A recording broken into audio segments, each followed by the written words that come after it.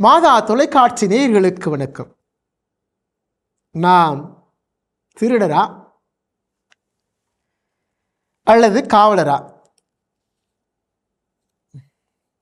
Don't judge a book by its cover அப்படின்னு ஆங்கிலத்தில் ஒரு பழமொழி உண்டு.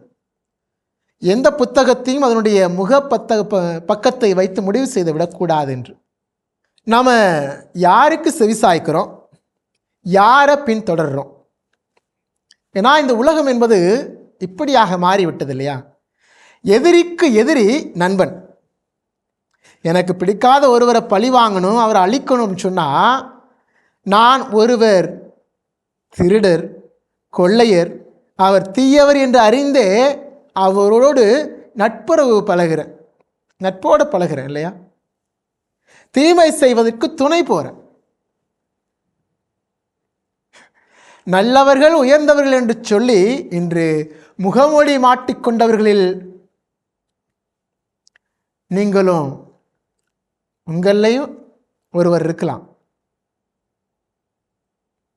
கள்ளக்காதலியோடு இணைந்து கணவனை கொள்வதும், கள்ளக்காதலனோடு இணைந்து மனைவியை கொள்வதும், விளையாடுவதற்கு செல்போனை தராத தாயை அடித்துக் கொள்வதும், குடிப்பதற்கு பணம் தராத தாயை அடித்துக் கொள்வதும், கள்ளக்காதலுடன் ஓடிப்போவதற்காக குழந்தைகளுக்கு சாப்பாட்டில் விஷம் கலந்து கொடுப்பதும்,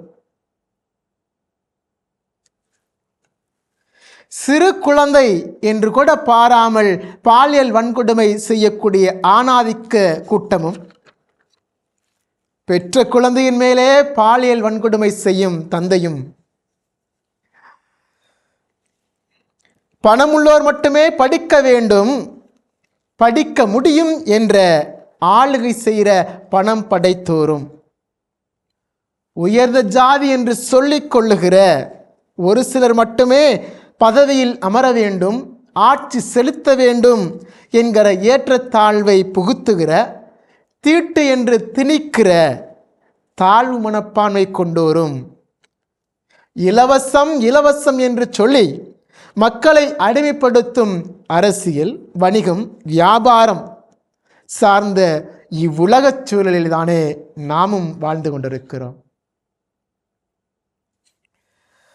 இந்த சூழலில் நாம் பாதை தவறி அல்லது தடுமாறி செல்கிறவர்களா, இல்லை தவறான பாதை என்றே செல்கிறவர்களா? ஒரு தெளிவுக்கு வரணும் இல்லை? என்ன அப்படின்னு சொன்னால், நாம் திருடர்களை அல்லது கொள்ளையர்களை பின்பற்றுகிறவர்களா, அல்லது நாமே தான் திருடர்களும் கொள்ளையர்களுமா? இதில் தெளிவு வந்துருச்சுன்னா நம்முடைய பாதை சரியாயிரும். நான் திருடன், நான் கொள்ளையன் என்பதை உணர்ந்து விட்டேன் என்று சொன்னால், என்னுடைய திருட்டுத்தனத்தையும் கொள்ளைத்தனத்தையும் விட்டொழித்து மீண்டுமாக எனக்கான ஆயனை நான் தேர்ந்து கொள்ள முடியும்.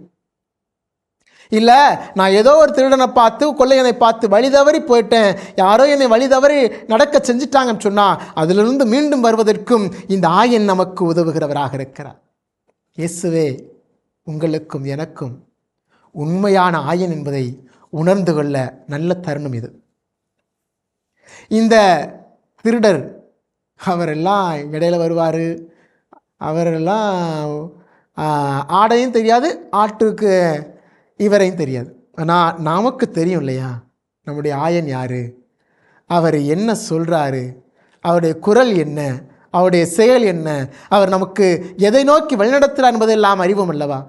உண்மையான ஆயன் யார் என்பதை அறிந்து அவர் சொல் கேட்டு அவர் வழி நடக்கிற உண்மையான ஆடுகளாக, அவருடைய மந்தையைச் சேர்ந்த ஆட்டு குட்டிலைச் சேர்ந்த ஆடுகளாக நாம் உருமாறிட தடுமாறிப்போன பாதையிலிருந்து மீண்டெழுவோம். இறைவன் வகுத்திருக்கிற புதிய பாதையை நோக்கி நாமும் நடைபயில்வோம். இறை ஆசிர் என்றும் உங்களோடு தங்குவதாக. இயேசுவுக்கு புகழ், இயேசுவுக்கு நன்றி. மரியே வாழ்க.